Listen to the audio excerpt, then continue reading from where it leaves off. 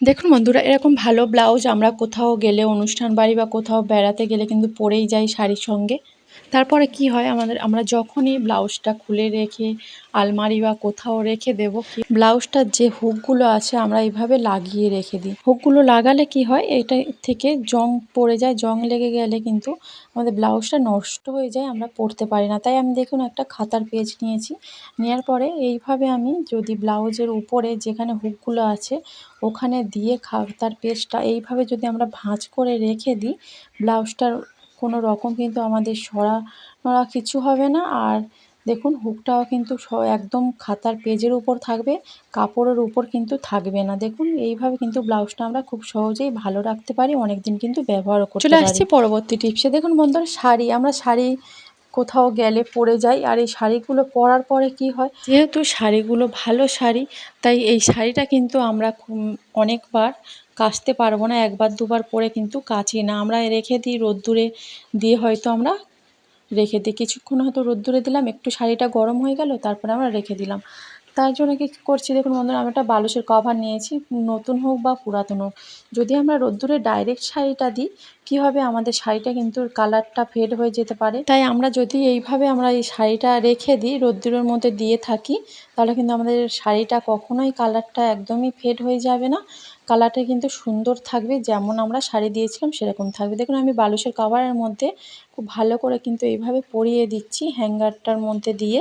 দেখুন এইভাবে যদি আমরা কোথাও আমি হ্যাং করে দিই, দেখুন বালিশের কভারের মধ্যে খুব ভালো করে কিন্তু আমি পরিয়ে দিয়েছি, যে শাড়িটা হ্যাঙ্গারের মধ্যে দেওয়ার পরে দেখুন এইভাবে যদি আমরা কোথাও ছাদে বা কোথাও হ্যাং করে রোদ্দুরে দিই, কোনো রকম কিন্তু এর ডাইরেক্ট রোদটা শাড়ির মধ্যে পড়বে না, আর কালারটাও ফেড হবে না।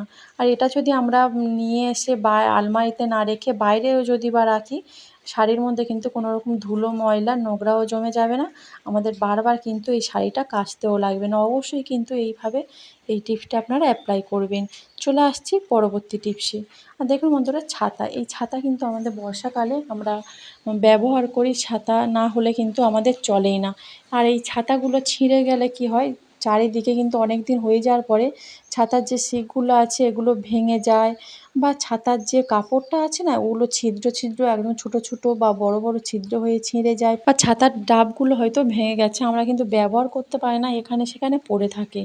তাই আমি কি দেখুন বন্ধুরা, ছাতা দিয়ে কিন্তু আজকে খুব সহজে আমরা পুরো পরিবারের জামা কাপড় কিন্তু আমরা এটার মধ্যে শুকিয়ে নিতে পারবো। ছোট হোক বা বড় হোক, শাড়ি বা নাইটি, যে কোনো জিনিস, ছেলে মেয়ের জিনিস কিন্তু আমরা ছাতার মধ্যে দিয়ে শুকিয়ে নিতে পারবো, কোনো রকম দড়ি না খাটিয়ে। দেখুন বন্ধুরা, আমি ছাতাটা টাঙিয়ে নিয়েছি, নিয়ে আমি যে কোনো জায়গায় আমি এটা একটা হ্যাং করে দেবো। ঘরের যে কোনো জায়গায় আমরা হ্যাং করে দিতেই পারি। দেওয়ার পর কী করছি দেখুন বন্ধুরা, ছোট বড় যে কোনো জিনিস আমাদের খুব সহজে কিন্তু অনেক জামা কাপড় আমরা এর মধ্যে মেলে দিয়ে খুব সহজেই শুকিয়ে নিতে পারি বর্ষাকালে। তো যেহেতু এখন বর্ষাকাল, তাই বর্ষাকালের জন্য কিন্তু আমরা এইভাবে যদি আমরা দড়ি না খাটিয়ে একটা ছাতার মধ্যে দিয়ে আমরা শুকিয়ে নিতে পারি, আমাদের কিন্তু অনেকটাই সুবিধা হবে। দেখুন বন্ধুরা, অনেকটা জায়গা কিন্তু পড়ে আছে এখনও, অনেক জামা কাপড় এতে আমরা মেলতে পারবো। অবশ্যই কিন্তু একটু জলটা যদি ঝরিয়ে নিতে পারেন, আমাদের কিন্তু ঘরের যে কোনো জায়গায় আমরা দিয়ে শুকিয়ে নিতে পারি। যেহেতু জলটা যদি আমরা ঝরিয়ে নিই জামা কাপড়ে, এটা কি হবে, জলটা আর মেঝেতে বা ঘরেতে পড়ে থাকবে না চারিদিকে। এইভাবে আপনার কিন্তু দড়ি না খাটিয়ে একটা ছাতার মধ্যে দিয়ে কতগুলো জামা কাপড় দেখুন একসঙ্গে শুকিয়ে নিচ্ছি, আর অনেকটা কিন্তু এখনও জায়গা পড়ে আছে, অনেকটা আমার জামা কাপড় এখনও ওতে আমি দিতে পারবো।